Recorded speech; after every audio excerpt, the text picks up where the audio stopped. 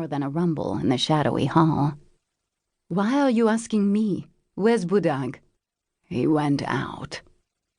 Budag, who had once been Attila the Hun's right-hand man, was the only person besides the club owner who outranked Nate, but the asshole was hardly ever around.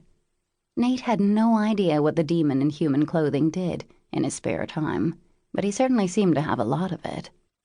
Exhaling on a curse, Nate looked up at the flickering fluorescence on the ceiling. "The male is a shifter.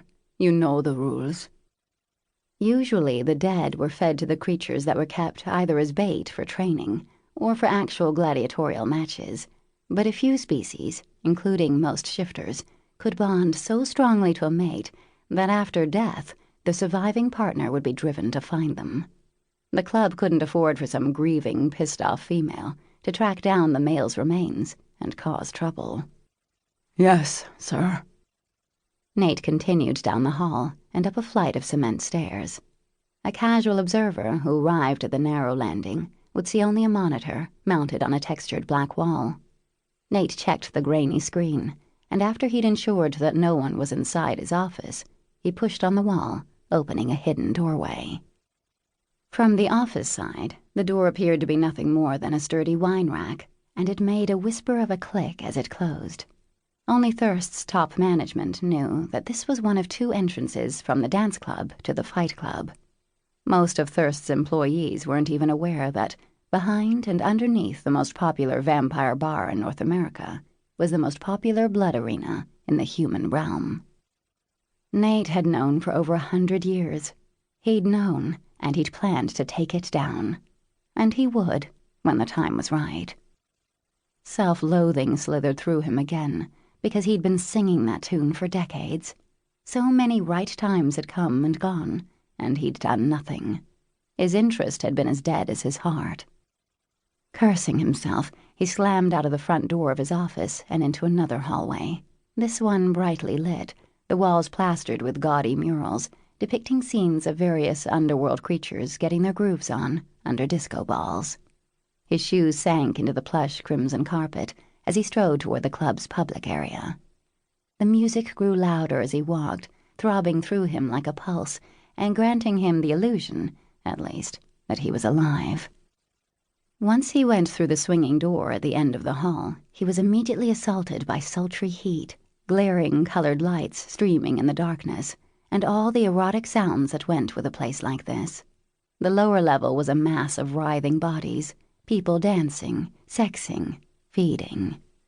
At the tables and on the couches lining the walls in the upper and lower levels, there was more of the sex and feeding. Cocktail waitresses delivered drinks under the watchful eyes of bouncers who ensured the waitresses went unmolested. That had been one of Nate's changes when he'd been promoted to manager, a rule that no one touched the staff or he'd maim them. Period. "Yo, Nathan." Marsden, Thirst's vampire chief of security and Nate's second-in-command, shoved his way through a gaggle of males, eyeing 3 scantily clad females leaning over the railing on the upper level. "We have a situation." Marsden's hazel eyes shifted to the medic station near the restrooms, and Nate sighed. "Injury, overdose, or overfeed?" "Overfeed. Vic is human." "Shit." Bad enough when a vampire got too eager with an underworlder, but humans were a lot harder to treat, keep alive, and dispose of if they died. "It was the perp's second offense," Mars said, as they moved toward the medic station. "He's been given the boot. Hope that boot was up the nightcrawler's ass."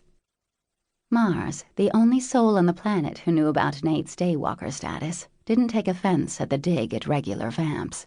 He merely grinned, revealing the latest in vampire fashion, gold-plated fangs studded with jewels. Feeding must be a bitch for both him and the victim.